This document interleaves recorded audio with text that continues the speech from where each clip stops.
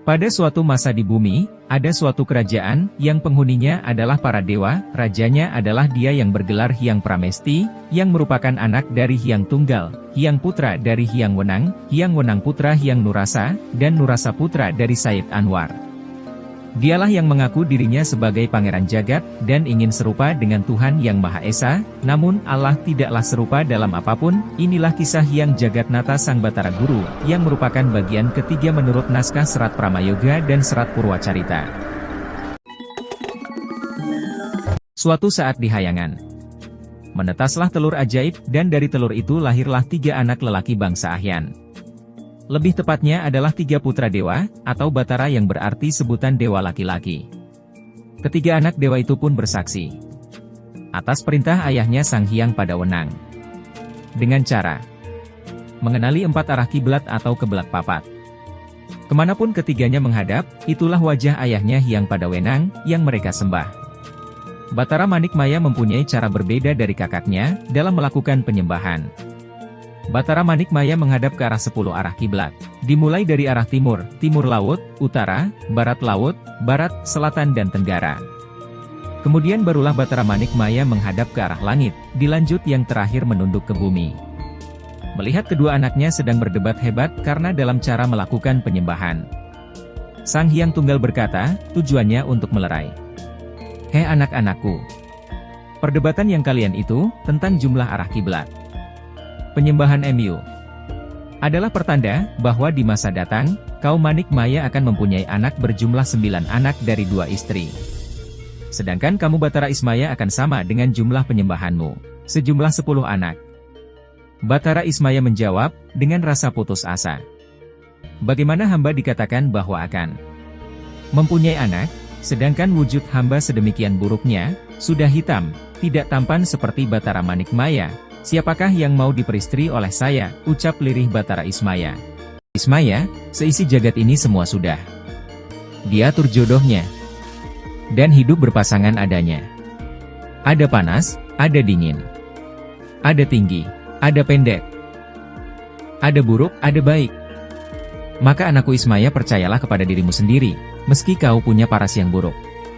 Itu hanyalah simbol saja, akan kekuasaanku untuk semua makhluk. Ucap Hyang Padawenang menenangkan hati anaknya Ismaya. Sebaiknya lah kamu tahu, bahwa warna hitam adalah warna keabadian dan kekekalan. Batara Ismaya menyembah dengan hormat. Duh mohon maaf ayahanda. Batara Ismaya jadi merasa bersalah kepada ayahnya Hyang Padawenang. Setelah itu, Batara Ismaya diusap kepalanya oleh Hyang Padawenang menggunakan cincin retna. Dumilah. Tak terduga-duga, keajaiban terjadi. Batara Ismaya kemudian mengeluarkan sinar bulan purnama. Hyang Padawenang kembali bicara, ketahuilah anakku, cahaya dirimu telah bersinar terang. Ismaya berkata, duh sang murba ungtu. Apakah benar, cahaya hamba semakin bening sinarnya? Seolah tidak percaya, Batara Ismaya menjawab pertanyaan Hyang Padawenang. Hyang Tunggal pun segera menciptakan benda berupa cermin. Lalu cermin kaca itu dihadapkan kepada Batara Ismaya, lalu Hyang Padawenang pun berkata, lihatlah rupamu ke cermin sekarang wahai Ismaya. Batara Ismaya melihat rupanya sendiri ke cermin, dilihatnya ke arah kaca, benar saja sinar aura cemerlang memancar, sehingga hal itu membuat kaget Batara Ismaya. Hyang Tunggal pun berkata, bahwa di masa depan kamu akan menjadi penguasa di bumi. Bila dirimu memperlihatkan diri di Matyapada atau di bumi, kelak di masa depan nanti, kamu akan menjadi pengasuh dari keturunan kakakmu yaitu Batara Manikmaya. Batara Manikmaya sujud, demikian dalamnya. Dan Ismaya merasa sangat bersalah atas prasangka kepada ayahnya Hyang Padawenang. Hyang Padawenang kembali berkata, angkatlah kepalamu anakku. Aku akan sirami dirimu dengan air kehidupan, agar kau terbebas dari kesedihan di alam Sunyaruri. Di alam itu tidak jauh berbeda dengan kehidupan di alam Marcapada. Dan ketahuilah, aku akan mengabulkan setiap permintaan dirimu. Lihatlah, aku akan menciptakan wanita sebagai jodohmu. Wanita yang sangat cantik sebagai ibu dari anak-anakmu nanti. Tiba-tiba di hadapan Batara Ismaya tampil wanita yang cantik. Sebagai ciptaan dari Hyang Padawenang. Itulah jodohmu, wahai Batara Ismaya yang dinamakan Dia Senggani. Ismaya sangat terpesona melihat wujud Dia Senggani. Wahai Ismaya, wanita ini sudah menjadi takdir dirimu, bahwa inilah jodohmu untuk selama-lamanya. Mulai sekarang, namamu akan aku ubah menjadi Sang Hyang Semar. Sang Hyang Jagat Wungku dan Hyang Iswara, Gastawa juga Raswara. Sebelum Ismaya menjawab, terdengar Sang Hyang Padawenang kembali berkata, segeralah anakku. Jangan membuang waktu, laksanakan apa yang menjadi tugasmu, yaitu menjadi raja di alam Sunyaruri. Kemudian Hyang Semar dan istrinya Dewi Senggani bersujud di hadapan Sang Hyang Padawenang. Setelah itu Hyang Padawenang enyah di hadapan mereka. Hyang Semar naik terbang di antara mega bersama istrinya Dewi Senggani.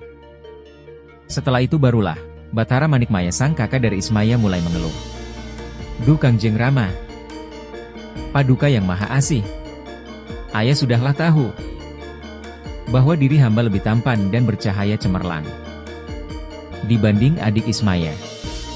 Bahkan cahaya diri hamba melebihi cahaya bulan purnama.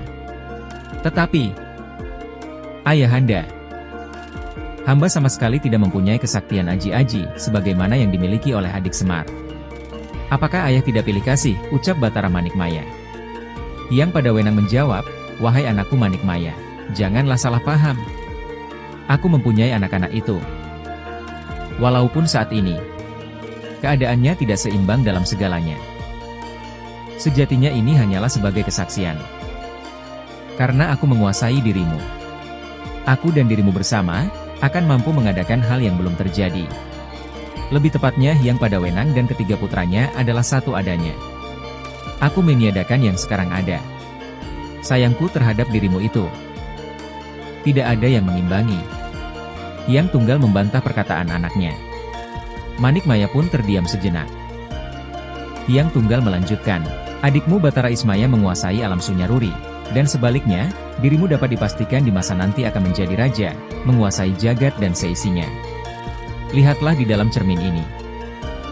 Apa yang kamu lihat? Manikmaya maju menuruti apa kata ayahnya. Di dalam cermin ia melihat jagat Triloka beserta isinya. Maka ia pun bergegas mengajukan pertanyaan. Hamba melihat seisi jagat Triloka. Tetapi, hamba tidak melihat sosok hamba sendiri di dalam cermin. Berilah hamba keterangan tentang penglihatan saya, wahai ayahanda. Di dalam serat Pramayoga tidak dijelaskan banyak tentang Batara Antaga, tapi dalam serat Purwacarita dijelaskan. Beberapa tahun kemudian terjadilah perselisihan antara Batara Antaga dan Batara Ismaya. Mereka berdua sama-sama merasa berhak menjadi ahli waris Hyang Padawenang. Batara Antaga sebagai anak paling tua merasa yang pantas untuk naik tahta. Namun hal itu dibantah oleh adiknya Batara Ismaya, karena menurut sejarah leluhur, bahwa Hyang Nurasa dulu menunjuk Hyang Wenang sebagai ahli waris, padahal Hyang Darmajaka lebih tua. Pertarungan kedua adik kakak itu tak terelakkan. Terjadilah adu kesaktian antara Batara Antaga dan Batara Ismaya. Namun keduanya sama-sama kuat sehingga sulit menentukan siapa yang menang dan siapa yang kalah. Akhirnya pun, mereka memanggil Batara Manikmaya untuk menjadi saksi dan memberikan penilaian kepada perebutan kekuasaan tersebut. Batara Manikmaya lalu menyarankan supaya Batara Antaga dan Batara Ismaya menelan sebuah gunung ke dalam perut mereka, dan mengeluarkannya melalui dubur. Dengan cara ini dapat diketahui siapa yang lebih sakti di antara keduanya. Keduanya pun setuju. Batara Antaga sang kakak, yang mula-mula memilih salah satu gunung di pegunungan Himalaya, kemudian Batara Antaga berusaha menelannya dalam sekali lahap. Setelah berusaha sangat keras, gunung tersebut pun berhasil ditelan ke dalam perut Batara Antaga. Namun gunung itu tidak bisa dikeluarkan. Karena sangat memaksakan diri, Batara Antaga melahap gunung tersebut, maka mulutnya menjadi robek dan lebar, matanya pun melotot besar, serta tubuhnya menjadi bulat dan gemuk. Bergantian kini adiknya Batara Ismaya. Ismaya maju dan memilih sebuah gunung yang lebih besar. Dengan sabar dan hati-hati Batara Ismaya menelan gunung itu secara perlahan-lahan hingga semua masuk ke dalam perutnya. Setelah beberapa hari gunung itu di dalam perut Batara Ismaya. Namun Batara Ismaya kesulitan dan tidak mampu mengeluarkan gunung itu melalui duburnya. Karena tidak tidur selama berhari-hari, wujud Batara Ismaya pun berubah menjadi jelek. Matanya Batara Ismaya menjadi sembab serta hidung ingusan. Selain itu, karena gunung yang ditelannya lebih besar daripada yang ditelan Batara Antaga, akibatnya tubuhnya pun menjadi lebih gemuk dan lebih bulat daripada sang kakak Batara Antaga. Sang Hyang Padawenang pun datang dan sangat murka melihat ulah kedua putranya. Ia pun mengumumkan bahwa Batara Manikmaya adalah yang berhak mewarisi tahta Kahyangan Tengguru. Sedangkan karena ulahnya, Batara Antaga dan Batara Ismaya diperintahkan untuk pergi bertapa di alam Sunyaruri. Kelak jika waktunya tiba, Sang Hyang Padawenang akan memberikan perintah kepada mereka, supaya keluar ke alam nyata. Dan kelak akan menjadi pengasuh keturunan Batara Manikmaya. Batara Antaga yang kelak nantinya akan menjadi pengasuh untuk golongan raksasa, sedangkan Batara Ismaya adiknya, kelak menjadi pengasuh bagi golongan manusia. Batara Antaga dan Batara Ismaya mematuhi keputusan sang ayahanda, namun mereka tidak bisa menerima begitu saja, kalau Batara Manikmaya langsung diangkat menjadi raja di Kahyangan Tengguru. Ismaya dan Antaga pun meminta Batara Manikmaya untuk membuktikan kalau dirinya juga bisa menelan dan mengeluarkan gunung sesuai perlombaan yang telah ditetapkan tadi. Batara Manikmaya pun setuju, lalu Batara Manik pun memilih gunung paling indah di pegunungan Himalaya, yaitu Gunung Kailas, untuk bisa ditelan ke dalam perutnya. Berbeda dengan kedua kakaknya, Batara Manik yang sakti mandraguna, ia terlebih dulu mengheningkan cipta, dan mengubah gunung itu menjadi sangat kecil, sehingga dengan mudahnya ditelan. Dan setelah itu Gunung Kailas dikeluarkan lagi melalui duburnya. Setelah itu, gunung tersebut dikembalikan ke ukuran asli dan diletakkan ke tempat semula. Batara Antaga dan Batara Ismaya mengakui kepandaian dan kesaktian dari Batara Manikmaya, dan mereka pun merelakan tahta Kahyangan Tengguru menjadi milik si adik bungsu Batara Manik. Cerita berlanjut kepada Batara Manikmaya, Sang Hyang Padawenang kemudian berkata lirih, "Manikmaya anakku, kamu tentunya tidak dapat melihat wujud dirimu sendiri. Dan pasti tidak juga melihat wujud ayahandamu, makanya kau tidak akan mampu menangkap ajaran yang aku sampaikan tadi. Sudah aku katakan, bahwa diriku sudah manunggal menyatu dengan dirimu, aku sudah melebur luluh dalam wadahmu." Batara Manikmaya bersujud di hadapan ayahnya Hyang Padawenang dengan rasa yang lega tidak terkirakan. "Duh ayah, bila demikian keadaannya, maka aku merasa tidak cacat dan kekurangan, pada hidup hamba dengan sejelas-jelasnya." Hyang Padawenang kembali berkata, "Wahai Manikmaya, angan-anganmu yang menyebut dirimu cacat akan menimpamu. Di kehidupanmu di masa yang akan datang, kaki kirimu akan mengalami kelumpuhan. Kedua lehermu akan ada bercak di 3 tempat. Ketiga, gigi mukamu akan tumbuh taring, dan keempat tanganmu tumbuh menjadi 4 tangan." Hyang Padawenang menyahuti kata-kata anaknya.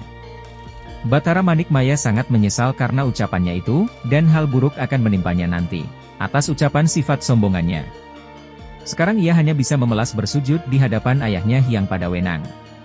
"Saya memohon ampunan, saya meminta maaf." Setelah beberapa lama keadaan hening, Sang Hyang Padawenang berkata, "Anakku, jangan bersedih berlebihan, karena itu sudah menjadi takdir yang kuasa. Cacat dirimu adalah sebagai ciri dari seorang yang berkelakuan berlebihan, yang menganggap diri seperti mempunyai kekuasaan Tuhan. Dan apakah dirimu akan menyamai keadaan Tuhanmu, sedangkan Tuhanmu yang maha mulia itu tak terhingga?" Dalam serat Purwacarita juga dijelaskan, karena sifat sombong dalam diri Batara Manikmaya yang merasa paling tampan dibanding mereka berdua. Karena Batara Ismaya dan Antaga cacat karena perlombaan memakan gunung. Hyang Padawenang prihatin mendengar kesombongan itu. Ia pun meramalkan bahwa Batara Manikmaya kelak akan menderita 4 jenis cacat, yaitu berkaki pincang, berleher belang, bertaring 2, dan berlengan 4. Hyang Padawenang menjelaskan pada Batara Manikmaya, "Tuhanmu berbeda dengan dirimu, Tuhan tidak akan pernah berbuat sepertimu. Sebab perbuatanmu akan berbuah siksa di waktu yang akan datang. Sebenarnya yang dinamakan aku, adalah aku yang telah manunggal dalam 4 hal, yaitu rusak, sial, murka dan lupa. Maka Manik, lebih baik terimalah takdirmu itu anakku," ucap Hyang Padawenang. "Bila kau dapat menerimanya, kau akan memperoleh berkah atas dukamu, kau ambil sisi baiknya saja, karena itu gambaran akan apa yang terjadi nanti, dan menimpamu di masa depan." Dengan hening Batara Manikmaya mendengarkan titah Hyang Padawenang. Dan itu membuat hati Batara Manikmaya senang, seketika itu sedih Batara Manikmaya pun hilang. "Duh ayahanda, terima kasih atas wejangannya, saya masih ingin bertanya. Bahwa hamba kelak akan mempunyai 10 putra, lalu siapakah jodoh saya?" ucap Batara Manikmaya. Hyang Padawenang menjawab, "Jodohmu akan datang di masa yang akan datang wahai Manikmaya. Dialah manusia dari negara Parsi, dia berparas sangat cantik. Kecantikannya itu melebihi para bidadari di Kahyangan, dia bernama Dewi Umai. Dialah anak dari Umaran, keturunan dari Baginda Salih. Jawab Hyang Padawenang. Wahai Batara Manik, sekarang turunlah kau dari hayangan ini, untuk membawahi semua makhluk hidup yang ada di dunia. Jadilah kau sebagai penguasa di Gunung Tengguru dan dirikan kerajaan di sana. Mulai saat ini namamu berganti Batara Guru yang berarti penguasa Gunung Tengguru. Di sana adalah bekas kerajaan kakekmu Hyang Wenang di masa lalu, yang kini telah manunggal dalam jiwa ragaku, ucap Hyang Padawenang. Usai memberi pesan terakhir itu, Hyang Padawenang memberikan segala pusaka tinggalan kakeknya, yaitu cincin sesotnya Retna Dumilah dan cupu manik Astagina yang berisi air kehidupan serta akar lata mausadi. Penyerahan itu disaksikan seluruh makhluk sejagat raya disertai bunyi guntur hingga bergetar seluruh jagat. Dengan kesaktiannya, Batara Manikmaya pun pamit pada ayahnya Hyang Padawenang. Ia segera melesat terbang menuju Gunung Tengguru.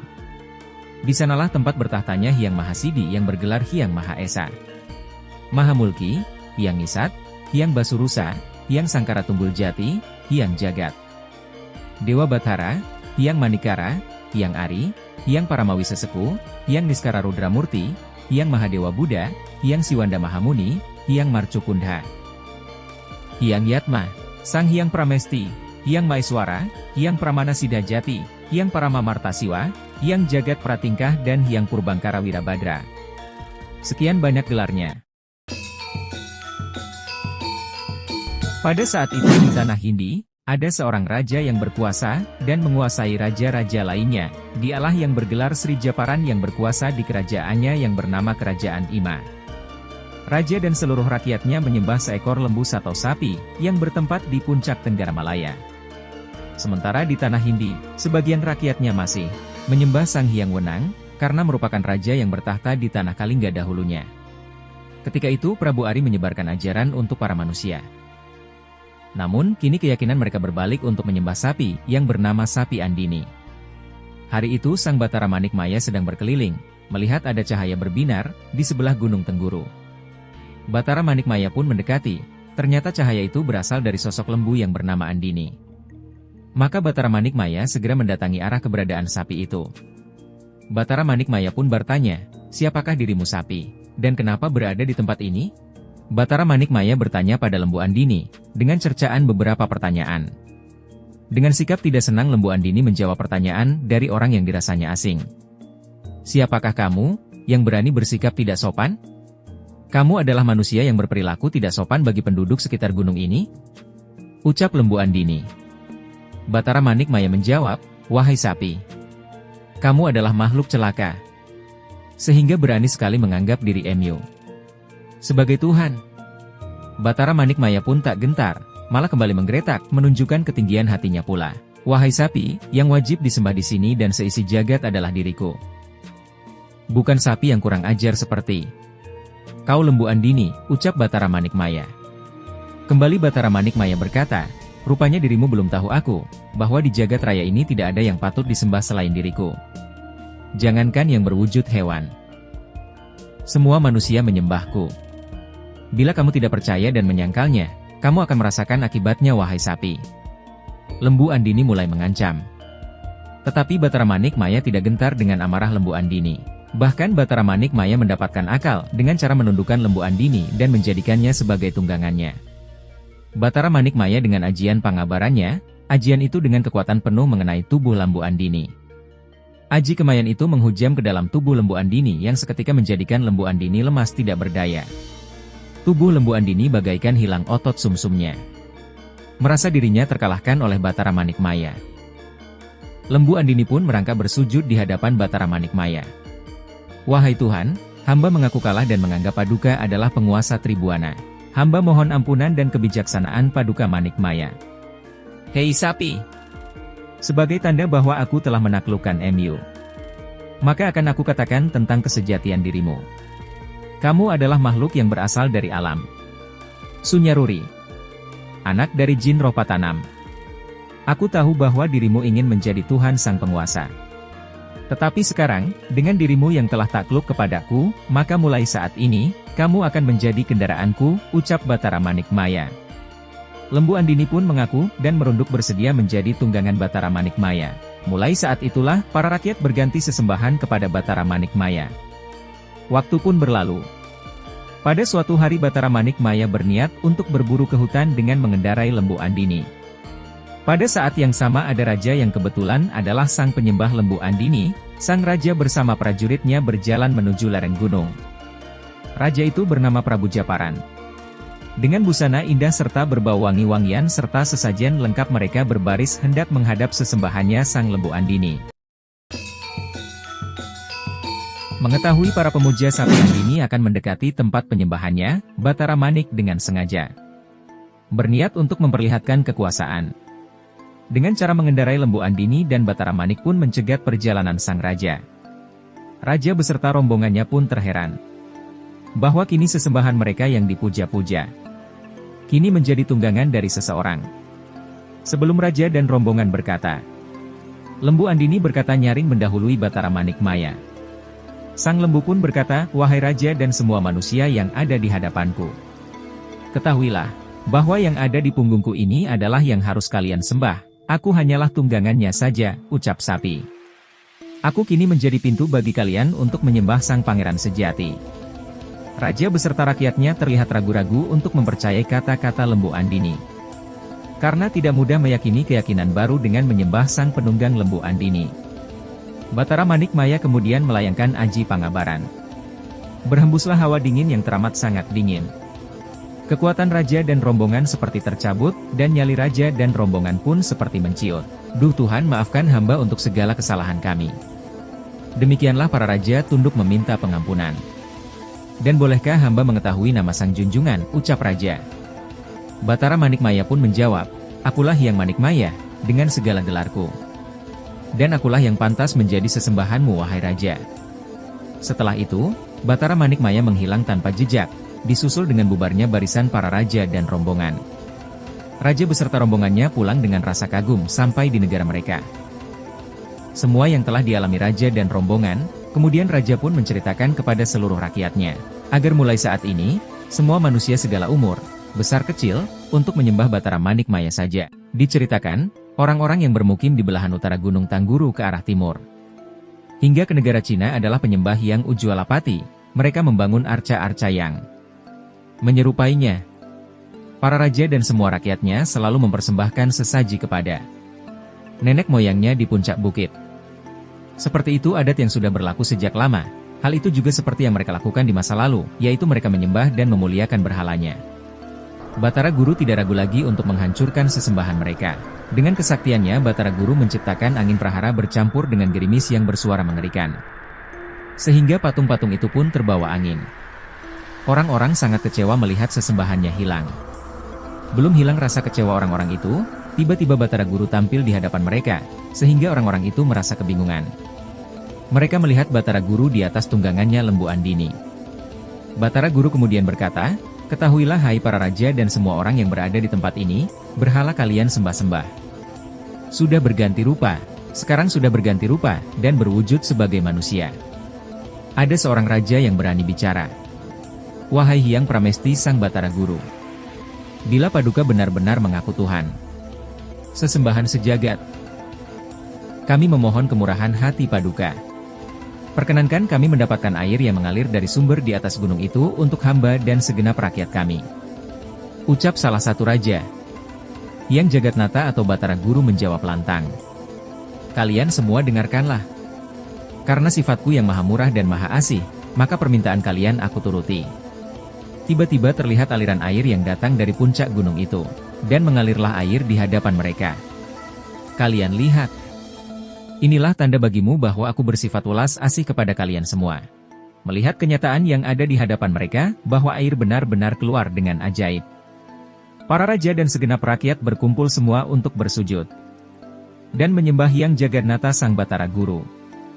Mereka semua berjanji untuk setia untuk menyembah Batara Guru atau Hyang Girinata.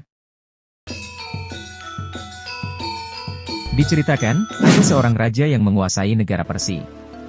Raja itu bergelar Sang Prabu Dirjasta. Mereka menuhankan seekor ikan besar. Ikan itu berada di dasar hamparan rawa Sablistan. Ikan besar itu bernama Tirbah. Kewibawaan yang dimiliki sang ikan ini mampu membuat penduduk bersujud menyembahnya lahir batin.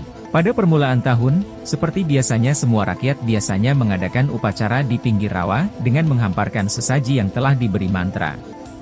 Sesaji itu lalu dibagikan kepada para penduduk yang datang menghadiri upacara. Ketika sesaji telah dibagikan rata, maka saat itu upacara selesai. Diceritakan Sang Hyang Sidajati Sang Batar Guru mendekati rawa untuk menemui ikan tirbah. Pada saat itu upacara telah selesai, dan tempat itu pun sepi. Terlihat ada sesuatu yang mengambang ke permukaan. Terlihat sisik sang ikan yang tersusun indah. Sisiknya berkilat-kilat bagai parang api, karena sisik bercampur gemerlapan air. Hyang Batara Guru seakan acuh saja melihat keberadaan ikan itu. Bahkan Batara Guru malah bertanya kemudian, dengan seenaknya Batara Guru bertanya, "Wahai ikan yang indah, siapakah namamu? Kau sangat berwibawa." Mendengar pertanyaan dari Batara Guru, yang tidak bertatak krama sama sekali, ikan itu merasa terheran. Ternyata ada juga manusia yang tidak punya rasa hormat terhadapnya, ucap ikan dalam hati. Sang ikan pun geram. "Pantaslah dirimu yang tidak tahu siapa diriku. Aku tahu bahwa kamu adalah manusia yang sombong. Ketahuilah wahai manusia, bahwa akulah Raja Bumi," ucap sang ikan. Batara Guru hanya tersenyum menanggapi ikan tirbah. "Hei ikan, sebab apa dirimu berani-beraninya mengaku diri sebagai Raja Bumi? Ketahuilah, di dunia ini tak ada duanya yang pantas untuk disembah selain diriku. Akulah Sang Pangeran Sang Hyang Mahasidi." Segera Hyang Batara Guru merapal aji pangabaran. Seketika air rawa pun bergolak hebat, sehingga air rawa pun seketika itu menjadi mendidih. Ikan tirbah tidak kuasa menahan rasa panas air rawa. Sang ikan berteriak kepanasan. "Du junjungan, hamba mohon ampun. Segeralah hentikan kesaktian ini, saya tak sanggup menahan panas rawa ini. Izinkan saya untuk hidup junjungan." Mendengar ikan meminta ampunan, Hyang Batara Guru pun menghentikan gempuran ajiannya, dan seketika air rawa kembali menjadi tenang seperti keadaan semula. Ikan tirbah pun berkata, mengakui kesaktian Hyang Jagatnata Sang Batara Guru. "Wahai Paduka, sejatinya yang pantas menjadi sesembahan adalah Paduka saja. Dengarkan wahai ikan tirbah. Sebenarnya aku tahu siapa dirimu. Aku tahu dirimu semula adalah seorang wanita yang bernama Dewi Umay.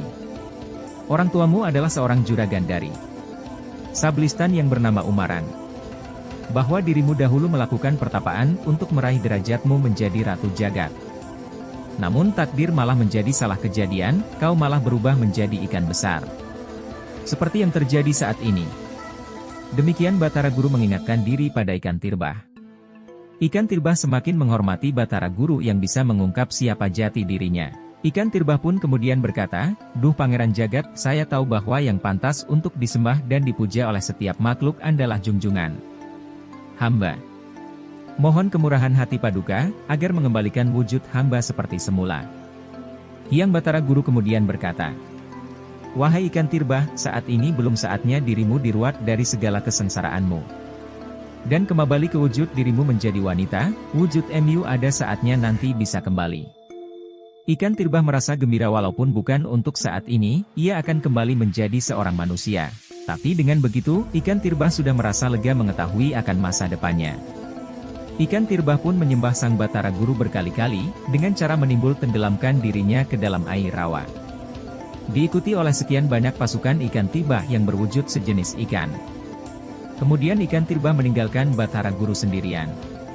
Dan Batara Guru telah diakui sebagai pangeran dari seluruh penghuni rawa.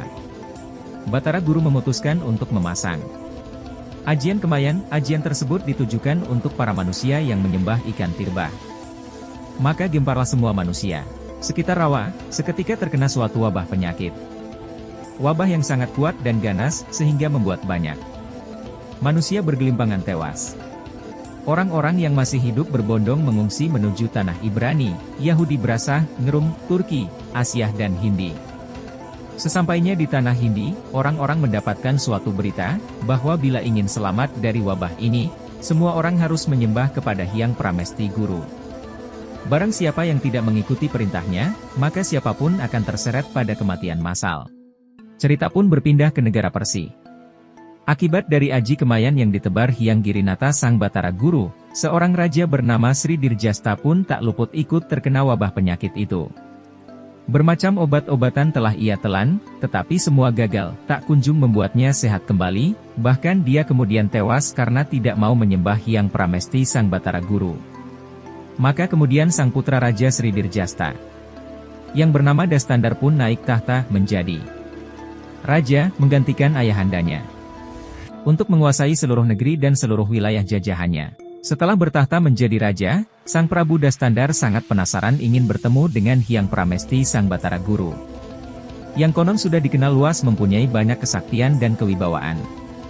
Prabu Dastandar memutuskan untuk pergi dari istana, dengan cara menyamar sebagai seorang sudra atau pelayan. Tetapi sebelum ia bertemu dengan Batara Guru, dia berniat untuk datang terlebih dulu ke tempat ikan tirbah. Dalam perjalanannya, dia bertemu dengan seorang yang mengenalinya, dia bernama Umaran, dia adalah seorang saudagar dari negeri Sablistan. Umaran ternyata mempunyai maksud yang sama, yaitu ingin pergi ke rawa tempat ikan tirbah berada. Maka sudah diputuskan mereka berdua. Keduanya pun pergi menuju kediaman ikan tirbah bersama. Setelah berapa lama perjalanan, maka sampailah keduanya di tepi rawa Sablistan, yaitu tempat ikan tirbah berada. Mereka berdua kemudian bersujud, menyembah di pinggir rawa. Tetapi yang mereka harapkan tidak kunjung muncul juga. Batara Guru yang berada di tempat itu melihat mereka berdua, dan tak ragu untuk menghentikan penyembahan mereka.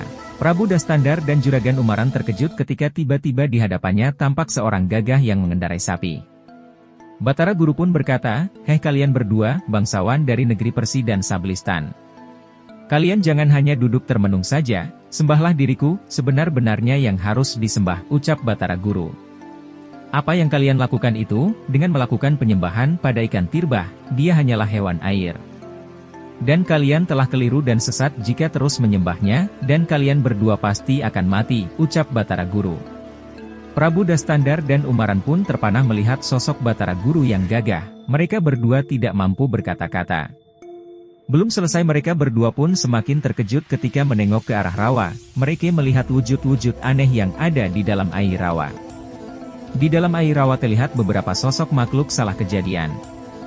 Dari kepala hingga pusar, berwujud manusia, sedangkan sisanya berwujud ikan tepatnya seperti duyung.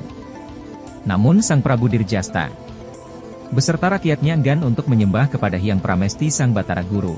Belum juga mereka berdua lepas merasa heran, kemudian terdengar suara dari Hyang Batara Guru. "Hei kalian berdua, kalian telah melihat akibat dari kekuasaanku. Tetapi kalian masih tidak percaya dan kalian berdua tidak mengakui bahwa diriku adalah sesembahanmu yang sejati. Akulah sesembahan bagi seisi jagat raya. Aku bisa mengadakan yang tidak terlihat dan mampu menyirnakan segala penyakit," ucap Batara Guru geram. Mendengar pertanyaan itu, mereka berdua sadar bahwa yang ada di hadapannya adalah Sang Hyang Batara Guru yang berkuasa di 3 dunia. Maka keduanya pun segera bersujud di hadapan Hyang Batara Guru, dan menyebut namanya sebagai Hyang Mulki. "Duh Pangeran hamba, di hadapanmu kami benar-benar mengakui dan memuliakan Paduka. Kami mengakui bahwa Padukalah yang menguasai jagat sepenuhnya. Tapi hamba berdua masih ada unek-unek di dalam hati, dan hamba berdua ingin junjungan membuka suatu rahasia." Batara Guru pun tersenyum mendengar perkataan mereka berdua. Sang Hyang Guru pun segera menjelaskan, "Aku tahu siapa kalian berdua, kamu adalah Raja Persi bernama Prabu Dastandar. Sedangkan kamu yang satunya adalah seorang saudagar bernama Umaran, yang merupakan keturunan dari Baginda Saleh. Wahai Umaran, kamu mempunyai anak wanita yang cantik bernama Dewi Umayi yang hingga kini hilang. Dan sampai saat ini kau tak kunjung menemukannya. Atas kemurahanku, aku akan mengembalikan anak Emu kembali, kau akan segera bertemu anakmu kembali." Sang Pramesti Batara Guru kemudian segera mengheningkan cipta agar ikan tirbah datang ke hadapannya. Batara Guru berdoa kepada Yang Maha Kuasa agar ikan tirbah itu bisa kembali ke wujud semula. Permohonan Hyang Batara Guru pun dipenuhi, tiba-tiba ikan tirbah melesat terbang dari rawa dan jatuh di hadapan Hyang Batara Guru. Dengan ajaib ikan tirbah kembali ke wujudnya, menjadi wanita yang sangat cantik, kecantikannya melebihi bidadari kayangan. Ikan tirbah kini sudah lepas dari kesengsaraannya. Sang Juragan Umaran berteriak, Duh Hyang Batara Guru, benarlah, itu adalah anak hamba, Dewi Umayi. Batara Guru kembali menjelaskan, wahai Umaran, ketahuilah, bahwa dulu anakmu pergi, karena ia mempunyai keinginan besar, agar bisa menjadi sesembahan orang sebumi. Dia pergi dari rumahmu dan tidak takut sama sekali terhadap mara bahaya, hingga kemudian anakmu berubah menjadi seekor ikan. Sekarang sudah percayakah kalian berdua kepadaku, ucap Batara Guru dengan memperlihatkan kewaskitaannya. Melihat kesakitan dari Hyang Guru, Sang Prabu Dastandar dan Juragan Umaran pun berlutut menyembah. Mereka berdua pun berkata, duh Junjungan, kini hamba berdua semakin yakin pada Junjungan. Kini tidak ada lagi rasa ragu dalam hati kami. Kami percaya bahwa hanya Padukalah yang pantas menjadi penguasa bumi. Batara Guru berkata, atas kehendakku, untuk Dewi Umayi, karena dia sangat berusaha keras dalam berdoa, agar menjadi orang yang mampu menjadi sesembahan manusia sebumi, maka atas kemurahanku, maka Dewi Umayi akan aku persunting dan akan aku jadikan istri. Saudagar Umaran hanya bisa duduk terpaku mendengarkan kata-kata Batara Guru. Betapa dia merasa bahagia mendengarnya, dan rasa lega tak terkirakan. Pernikahan pun dilangsungkan dengan adat yang berlaku, dan Dewi Umayi pun diboyong ke Kayangan Tengguru dan diperistri oleh Hyang Batara Guru. Mereka berdua pun hidup dengan bahagia, mereka berdua saling mencintai satu sama lain. Maka mulai saat itu, semua manusia yang tinggal di wilayah Persi dan sekelilingnya sudah tidak ragu lagi, bahwa memang Hyang Batara Guru adalah sesembahan mereka yang sejati. Cerita berlanjut, setelah pernikahan Hyang Batara Guru dengan Dewi Umayi yang sangat cantik, mereka dikaruniai 4 orang putra yang sakti, di antaranya adalah anak pertama atau yang tertua adalah Batara Syambu yang menguasai elemen awan. Dia ditempatkan di Kayangan Suralaya, kelahirannya disertai gempa lalu Hyang Guru menyiraminya dengan air Tirta Kamadanu.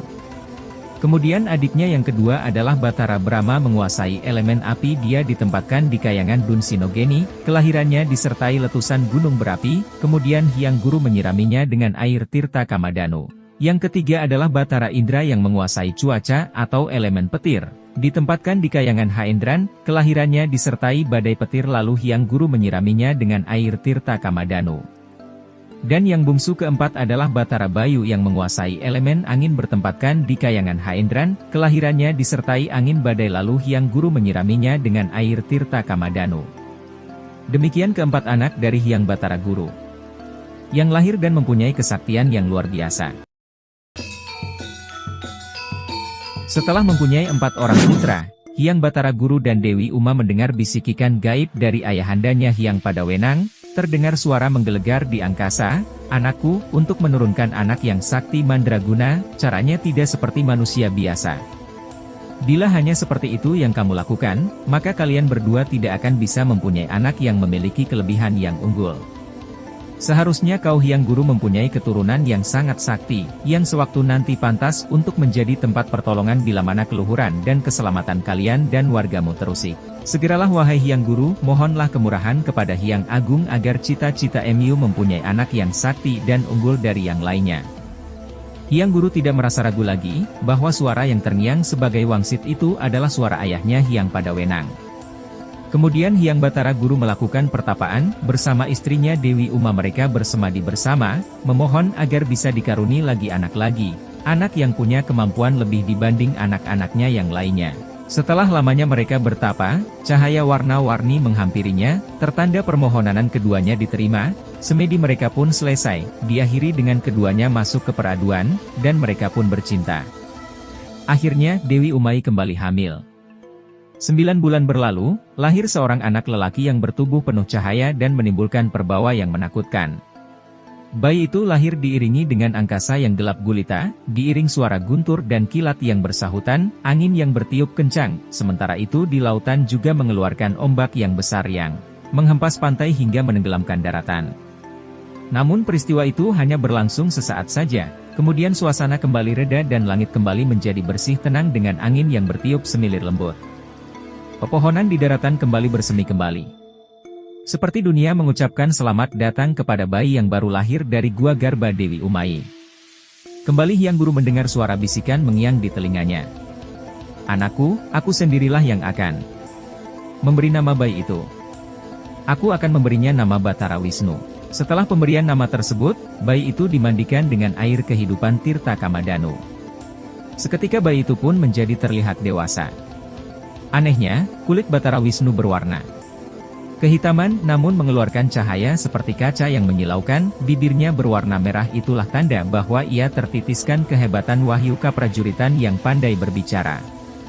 Batara Wisnu merupakan anak Batara Guru yang kelima, dan merupakan anak Batara Guru yang paling sakti di antara anak-anak lainnya.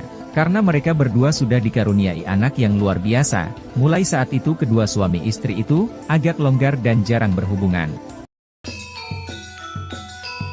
Setelah melahirkan Batara Wisnu, Batara Guru dan Dewi Uma jarang sekali bermadu. Saat itu, di sore hari di Kahyangan Tengguru, Hyang Guru mengajak Dewi Uma, tujuannya untuk menghibur Dewi Uma. Mereka pergi dengan menunggangi Lembu Andini, mereka pun terbang bersama melihat-lihat pemandangan alam. Ketika mereka berada di atas lautan, angin yang kencang menyingkap kain yang dikenakan Dewi Uma. Batara Guru tergoda melihat betis istrinya yang mulus. Dia lalu merayu Dewi Uma dan mengajaknya memadu kasih saat itu juga di atas punggung Lembu Andini. Namun Dewi Uma pun jelas menolak ajakan itu, karena tidak pantas bercinta di luar, apalagi sedang menunggangi Lembu Andini. Batara Guru yang dilanda birahi tidak menghiraukan penolakan istrinya itu, dan malah terus berusaha merayu Dewi Uma untuk bersetubuh. Dewi Uma pun terus berusaha menghindari ajakan Hyang Guru. Akhirnya, karena tak lagi dapat menahan hasratnya, keluarlah air mani dari Batara Guru, dan air mani itu jatuh ke lautan. Karena menolak ajakan dari Hyang Guru untuk bersetubuh, Hyang Guru menjadi sangat marah pada istrinya Dewi Uma. Sepulangnya berjalan-jalan di Kahyangan, suami istri itu pun bertengkar. Ditambah lagi secara diam-diam juga, Lembu Andini malah saling memanas-manasi mereka. Dewi Uma pun murka dan mengata-ngatai Hyang Guru, perbuatan seperti tadi Kakanda hanya pantas dilakukan oleh makhluk yang bertaring panjang, dan perbuatan itu seperti hewan. Karena Dewi Uma juga memiliki kesaktian tinggi, seketika yang diucapkan Dewi Uma itu pun menjadi kenyataan. Benar saja gigi Batara Guru pun tumbuh taring panjang, dan tangannya menjadi 4 seperti hewan. Menyadari itu Batara Guru pun menjadi murka, tanpa berpikir panjang, Hyang Guru mengutuk Dewi Uma menjadi raksasa. Akhirnya Dewi Uma pun berubah menjadi raksasa. Setelah Batara Guru mengutuk Dewi Uma menjadi raksasa, Hyang Guru menjadi sangat menyesal, tapi itu sudah menjadi takdirnya. Belum reda kesedihan Batara Guru, tiba-tiba Hyang Guru kedatangan makhluk ganas. Rupanya makhluk itu berasal dari air mani Hyang Batara Guru yang jatuh ke laut saat menahan hasratnya pada Dewi Uma. Makhluk itu mengamuk di Kahyangan, dan mengajukan 3 tuntutan kepada Hyang Guru. Yang pertama dia minta diakui sebagai anak, yang kedua dia minta diberi nama, dan yang ketiga dia minta diberikan istri. Ketiga tuntutan ini dikabulkan Batara Guru. Batara Guru mengakui sebagai anaknya, dan makhluk itu diberi nama Batara Kala, kemudian diberi istri Batari Durga. Mereka diberi tempat di Kahyangan Setra Gandamait di hutan Kerendawahana. Di tempat ini mereka menjadi penguasa atas segala macam jin, gandarwa, hantu, dan makhluk halus lainnya. Di suatu tempat di bumi ada dewi cantik bersifat jahat yang bernama Dewi Permoni. Dia memulai perjalanannya, dan mempunyai cita-cita yang tinggi untuk bisa diperistri oleh Hyang Batara Guru. Dewi Permoni melakukan pertapaan di hutan Kerendayana. Setelah Dewi Permoni melakukan pertapaan yang begitu lama, akhirnya Hyang Batara Guru mewujudkan keinginan Dewi Permoni, dengan mengangkatnya sebagai istri. Namun karena jiwa Dewi Permoni bersifat angkara, Hyang Guru hanya mengambil raga dari Dewi Permoni saja yang memiliki paras yang cantik. Hyang Guru menukar atau memasukkan sukma Dewi Umayi yang telah berwujud raksasa. Sukma Dewi Umayi dimasukkan ke dalam raga Dewi Permoni yang cantik. Dan sebaliknya sukma Dewi Permoni dimasukkan ke dalam raga Dewi Umayi yang berwujud raksasa. Hyang Guru kemudian mengubahnya menjadi sosok yang menyeramkan dan perkasa. Kemudian Dewi Permoni dikenal sebagai Batari Durga. Oleh Batara Guru kemudian Hyang Permoni atau Batari Durga dinikahkan dengan anaknya yang mempunyai wujud sama yaitu Batara Kala. Kembali ke Kahyangan Tengguru, Hyang Guru yang telah menukar raga Dewi Permoni yang cantik dengan raga istrinya Dewi Uma yang berwujud raksasa. Kini sukma istrinya Dewi Uma bersemayam dalam jasad Dewi Permoni yang cantik. Hyang Batara Guru pun mengganti nama Dewi Permoni menjadi sebutan Umarakti. Dewi Umarakti kemudian diangkat sebagai permaisuri yang kedua oleh Hyang Guru. Dalam perkawinan Hyang Guru dengan Dewi Umarakti lahirlah 3 orang putra, yang pertama bernama Batara Cakra, yang kedua bernama Batara Mahadewa dan yang ketiga bernama Batara Asmara. Dalam segala hal Dewi Umarakti sangat mirip dengan Dewi Umai karena hanya jasad saja yang berbeda, isinya tetaplah Dewi Uma. Cerita beralih ke tempat lain, yaitu di Alam Sung atau Kayangan Sunyaruri, di mana Hyang Semar menjadi raja di sana, bersama istrinya Dewi Senggani. Batara Guru di bumi yang mempunyai 9 putra, di Alam Sunyaruri pun Hyang Semar mempunyai anak berjumlah 10 anak. Anak pertama bernama Batara Wungkuhan, yang menguasai elemen petir. Anak kedua diberi nama Batara Temburu, tugasnya sebagai penyampai berita. Anak ketiga diberi nama Batara Kuera, tugasnya memberikan pertolongan kepada segenap makhluk hidup, dia bertempatkan di Kayangan Gudopolo. Anak keempat diberi nama Batara Urespati, Batara Urespati adalah duanya kesaktian. Anak kelima bernama Batara Siwah, dia bertugas mendampingi Batara Syambu anaknya Batara Guru. Anak keenam bernama Batara Surya, bertugas menjaga cahaya matahari.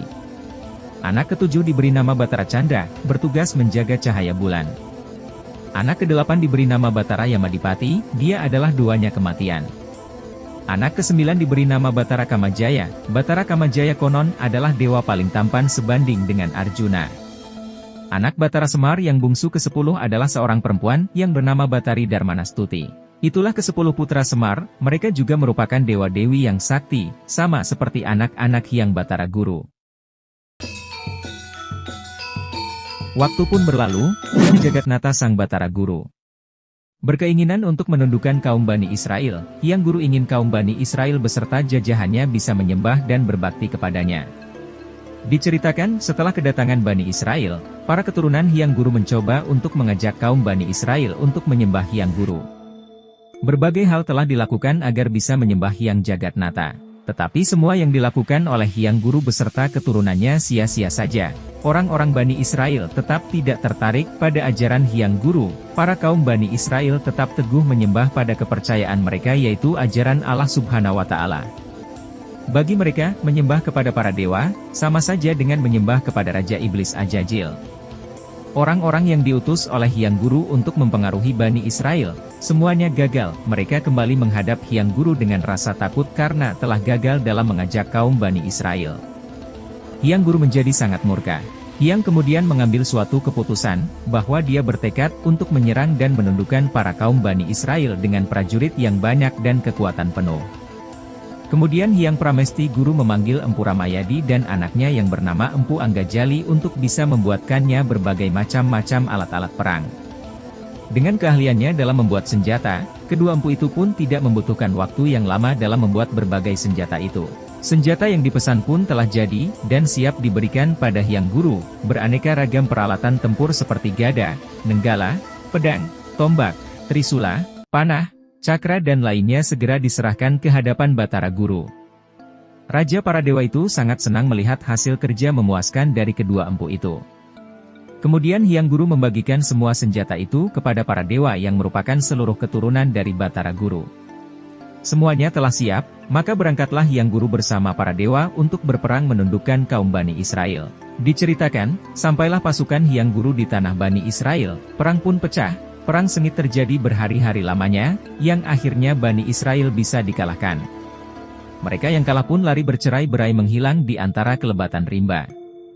Hyang Guru bersama prajurit duanya sangat kecewa kehilangan para musuhnya. Belum reda kekecewaan Hyang Guru mendengar suara sayup-sayup membisik ke telinganya. "Wahai Hyang Guru, tidak usah lagi kamu mencoba menundukkan para Bani Israel. Sudahlah menjadi takdirnya, bahwa mereka tetap teguh pendirian pada agama mereka. Wahai Hyang Guru, kamu tidak diizinkan untuk memaksa mereka mengikuti ajaranmu. Ketahuilah wahai Hyang Guru, bahwa sudah menjadi kemauan Hyang Suksma Adi, akan lahir satu utusan kaum Bani Israel, dialah yang bernama Nabi Isa yang kelak akan memimpin umatnya. Sekarang Nabi Isa masih ada di dalam rahim ibunya, dan kelak Nabi Isa akan lahir tanpa ayah. Wahai Hyang Guru, Nabi Isa akan lahir di tanah Israel dan Isa itu akan lebih unggul dari dirimu dari apapun. Oleh sebab itu, tariklah prajuritmu dari tanah ini." Perintah itu jelas terdengar oleh telinga Hyang Guru, dan perintah itu adalah suatu wangsit. Diceritakan, lahirlah seorang bayi yang telah diramalkan, dialah Nabi Isa yang lahir dari rahimnya Dewi Maryam.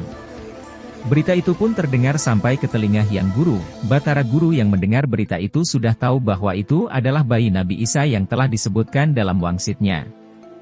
Hyang Guru memutuskan dirinya untuk akan melihat seperti apa wujud dari jabang bayi Isa yang diramalkan lebih unggul darinya. Hyang Guru pun segera terbang ke langit, karena dirinya yang bersifat siluman. Hyang Guru pun sampai dengan cepat di kerajaan Ibrani. Ketika itu Kangjeng Nabi Isa baru berumur 1 bulan, dan bayi itu tengah digendong dalam pangkuan ibunya. Batara Guru yang memata-matainya pun terheran melihat apa yang dihadapannya. Hyang Guru berkata dalam hatinya, apakah ini manusia yang telah dikatakan unggul di bumi? Dia hanyalah bayi pada umumnya, bahkan hanya bayi biasa yang tidur terlentang di pangkuan ibunya saja. Ucap gumam Hyang Guru dalam hatinya. Karena prasangka buruknya Hyang Guru kepada sang bayi Nabi Isa, hal ternyata memberikan dampak yang luar biasa. Prasangka buruk Hyang Guru kepada si bayi mendadak telah membuat kaki kiri Hyang Guru seketika menjadi lumpuh. Walau Hyang Guru merasa sadar bahwa dia kewalat karena bayi itu, bukannya Hyang Guru sadar akan apa yang menimpanya, namun Hyang Guru malah berniat untuk membunuh sang jabang bayi Nabi Isa sekaligus ibunya. Baru saja Hyang Guru melangkahkan kakinya maju untuk segera membunuh keduanya, mendadak pandangan Hyang Guru menjadi gelap, disertai dengan hilangnya kekuatannya. Rasa sedih penyesalan pun melanda hati-hati Hyang Guru. Hyang Guru tahu bahwa dia telah membuat suatu kesalahan. Dia duduk terdiam sejenak, kemudian pelan-pelan ia sadar kembali. Hyang Guru merasa bahwa tidak ada gunanya berbuat lebih jauh, dan Hyang Guru memerintahkan para pengikutnya agar segera kembali ke kahyangan. Diceritakan, pada saat itu Nabi Isa sudah memulai masa kenabiannya. Agama yang disebarkan sudah luas dan Nabi Isa sudah punya banyak sahabat dan pengikut. Suatu ketika para sahabat Nabi Isa memintanya untuk menghancurkan keberadaan para dewa beserta para penyembahnya. Wahai Kanjeng Nabi, tidak ada lain hanya dirimu saja yang bisa memusnahkan para dewa, karena kau merupakan kekasih Allah Subhanahu wa Ta'ala. Engkau adalah seorang nabi yang tidak terlumur dosa. Karena itu, sejatinya engkaulah yang wajib menyirnakan para dewa. Mereka itulah yang mengaku aku sebagai Tuhan, dan memaksa pengikutnya untuk menyembahnya. Mereka semua bermukim di Gunung Tengguru. Nabi Isa sebetulnya sangat berat hati menuruti kehendak para sahabat-sahabatnya. Karena Nabi Isa belum menerima wahyu, dan dia belum bisa bertindak. Tetapi karena para desakan para pengikutnya, atas kewajibannya sebagai Nabi Allah, Nabi Isa pun menyetujui permintaan para pengikutnya. Diceritakan, Nabi Isa pun berdoa memohon izin kepada Allah Subhanahu wa Ta'ala. Dia mengheningkan cipta agar bisa diberikan petunjuk bagaimana ia harus memberantas para dewa. Karena Nabi Isa merupakan sang kekasih Allah, doanya pun diterima Allah. Nabi Isa pun diberi petunjuk untuk membuat seekor burung merpati dari tanah liat. Dengan kehendak yang maha kuasa, burung tanah liat itu pun berubah menjadi burung asli. Burung ciptaan Nabi Isa itu sangat sakti, dan bisa menyemburkan bisa beracun yang sangat kuat. Nabi Isa pun kemudian melepaskan burung itu pun kemudian terbang melesat tinggi dan terbang menuju arah timur. Di kayangan Tengguru Hyang Batara Guru mempunyai firasat akan kedatangan suatu bahaya yang mengancam, rupanya dia kedatangan burung yang sangat berbisa. Hyang Guru sudah tahu, bahwa burung itu adalah utusan dan mukjizatnya Nabi Isa guna menghancurkan seluruh dewa. Maka Hyang Guru memanggil seluruh pasukan dewa untuk berkumpul dan bersiap untuk penjagaan. Sampailah sang burung Nabi Isa di kayangan Tengguru. Dan pasukan dewa sudah berkumpul menghadang kedatangan burung itu. Sang burung berhenti lalu berkata, "Hei Batara Guru, kedatanganku kemari adalah tak lain aku mengemban tugas dari Nabi Isa sang putra Allah. Aku diutus oleh sang Nabi untuk mengajakmu beserta para rakyatmu. Datanglah bersama para pengikutmu untuk menghadap pada Kanjeng Nabi Isa, agar kau diajarkan bagaimana tata cara beragama yang seharusnya, yaitu pada ajaran Allah Subhanahu wa Ta'ala. Janganlah kamu terlanjur mengaku-ngaku dirimu sebagai Tuhan. Ketahuilah wahai Batara Guru, bahwa tidak ada Tuhan kecuali Allah. Dialah yang wajib disembah." Si burung mengancam Hyang Guru, "Bila dirimu tidak mau menuruti titah Kanjeng Nabi, aku tidak segan untuk merusak kahyanganmu." Mendengar kata-kata burung merpati itu, Hyang Guru menjadi sangat murka.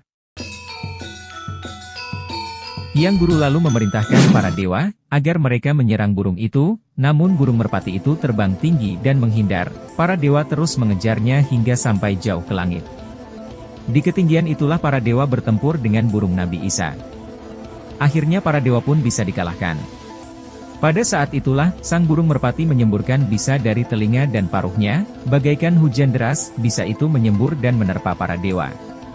Pasukan dewa pun mundur, namun sang burung masih terus menyerang dan menghujani para dewa dengan racunnya. Burung merpati itu terus saja menyemburkan bisanya sambil terbang mengikuti pasukan dewa yang mundur sampai menuju arah Jogring Salaka atau Istana Hyang Guru. Para penghuni Istana Hyang Guru itu pun menjadi kacau balau karena terkena hujan bisa racun yang disebabkan oleh burung itu. Bisa burung itu panasnya 10 kali dari panasnya api. Para penghuni istana pun sangat tersiksa, mereka tahu kini bahaya sedang mengintai mereka, hingga Hyang Guru pun memerintahkan untuk semua pasukan dan rakyatnya untuk meninggalkan Kayangan Tengguru. Para rakyat Hyang Guru berlarian ke arah tenggara, diikuti dengan pasukan dewa dan anak-anaknya Hyang Guru. Sambil terus menghujani bisa yang panas, si burung sakti ciptaan Nabi Isa itu, masih saja terus mengikuti kemanapun arah Hyang Guru beserta rombongannya pergi. Karena terus dihujani bisa panas, rombongan Hyang Guru pun menjadi kalang kabut, hingga rombongannya menjadi tunggang langgang tercerai-berai. Tetapi di antara para putra Hyang Guru, terlihat hanya Batara Wisnu yang tidak mempan oleh panas bisa dari di burung sakti itu. Sedangkan para pengikut Hyang Guru lain, baik para putra dan para bidadari saling berlarian mengikuti kemana Hyang Guru pergi. Hyang Guru melanjutkan perjalanannya, hingga sampailah mereka di pulau yang sepi, dan di sanalah mereka berhenti sebagai tujuan akhirnya. Hyang Guru baru sadar bahwa dia mempunyai putra yang paling sakti sejagat raya tak lain adalah Batara Wisnu. Hyang Guru pun segera memanggil anaknya Batara Wisnu, lalu dia berkata pada anaknya itu, "Anakku, tolonglah kita, hancurkan burung itu, jika burung itu tidak dihancurkan maka bahaya akan menimpa semua para dewa." Seperti itu Hyang Guru bergantung pertolongan kepada Batara Wisnu. "Duh Ayahanda, saya tidak mau bertindak sendiri tanpa izin dulu, karena saya khawatir takut lancang mendahului tindakan Ayahanda," ucap Batara Wisnu. Batara Wisnu pun melancarkan aksinya dan terbang berhadapan dengan burung yang merepotkan itu. Dengan kesaktiannya Batara Wisnu merapal mantra dan mengeluarkan senjata cakra sudarsana di tangannya. Tidak membuang waktu, senjata cakra dilemparkan dan mengenai burung itu. Burung itu pun terpental jatuh ke lereng Gunung Merapi. Burung itu pun ke tanah dengan suara menggelegar yang menyebabkan angkasa menjadi gelap gulita. Bunyi jatuhnya burung merpati itu disertai angin topan yang sangat kencang. Sedangkan matahari seakan hilang tertutup awan mendung hitam yang sangat tebal.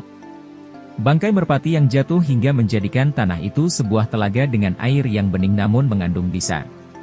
Para dewa menjadi bingung karena langit malah menjadi gelap pekat. Konon kegelapan itu berlangsung selama 3 hari lamanya, tanpa ada sinar matahari sama sekali. Diceritakan 3 hari berlalu langit yang gelap pun berangsur menjadi terang kembali, namun bencana belum usai, udara di sana malah berubah menjadi sangat panas, hal itu membuat para dewa merasa kehausan. Tak berpikir panjang melihat adanya telaga yang bening di lereng gunung itu, para dewa yang sedang dilanda kehausan segera turun berbondong-bondong mendatangi telaga itu. Hyang Guru bersama pasukannya tidak mengira bahwa telaga itu mengandung bisa yang sangat kuat. Seketika siapa saja yang meminum air telaga itu, langsung tewas. Mereka tergeletak dan jasadnya saling bertindih, hanya Batara Wisnu yang tidak ikut tewas. Hyang Guru yang ikut minum air telaga pun waspada. Dirasa air yang diminumnya sangatlah panas. Hyang Guru langsung menyemburkan kembali air telaga itu dari mulutnya. Namun sudah terlanjur sebagian air masuk ke tenggorokannya, maka leher Hyang Guru seketika langsung berubah menjadi belang putih biru. Hyang Guru teringat bahwa dia masih mempunyai pusaka warisan yaitu air kehidupan Tirta Kamandanu. Hyang Guru pun segera menetesi satu persatu mulut putra-putri dewa itu dengan air Tirta Kamandanu. Seketika mereka hidup kembali seperti sedang bangun dari tidur saja. Kejadian mengerikan itu pun telah berlalu. Hyang Guru beserta rombongannya meneruskan perjalanannya ke arah timur, hingga sampailah mereka di pulau yang sepi dan panjang. Batara Guru berkata, sebab dia melihat pulau itu tidak seimbang antara panjang luasnya, Hyang Guru pun menamai pulau itu dengan nama Pulau Jawa. Semua yang mendengarnya mengiyakannya. Diceritakan, Hyang Guru menolak ajakan para putranya untuk kembali ke Kayangan Tengguru. Dan Hyang Guru melanjutkan perjalanannya hingga sampai ke Gunung Lawu. Karena lereng Gunung Lawu begitu indah, Hyang Guru menamainya dengan nama Gunung-Gunung Mahendra. Disitulah Hyang Guru berhenti dan menetap, dia membangun kahyangan lagi di tempat itu. Hyang Guru pun membagikan tetesan air kehidupan dari Cupu Manik agar tidak pernah ada lagi kematian seperti ketika ada di wilayah Merapi. Walaupun tetes demi tetes air kehidupan diminumkan kepada para dewa, namun air dalam Cupu Manik Astagina tidak berkurang sedikit pun. Di tempat itu juga Hyang Guru memberitahu para dewa tentang gambaran sorga dan neraka menggunakan cincin mustika Retna Dumila. Sekian kisah Batara Manik Maya atau Batara Guru yang merupakan keturunan dari Hyang Tunggal. Terima kasih yang telah menonton video ini sampai selesai. Untuk kesalahan kata-kata maupun salah versi, saya memohon maaf yang sebesar-besarnya. Semoga kalian semua diberi kesehatan dan rezeki lancar termasuk saya selaku admin. Tetap tunggu channel ini, karena cerita ini masih berlanjut. Untuk dukungan tekan tombol subscribe, like, bagikan, dan berkomentar dengan baik dan sopan. Terima kasih.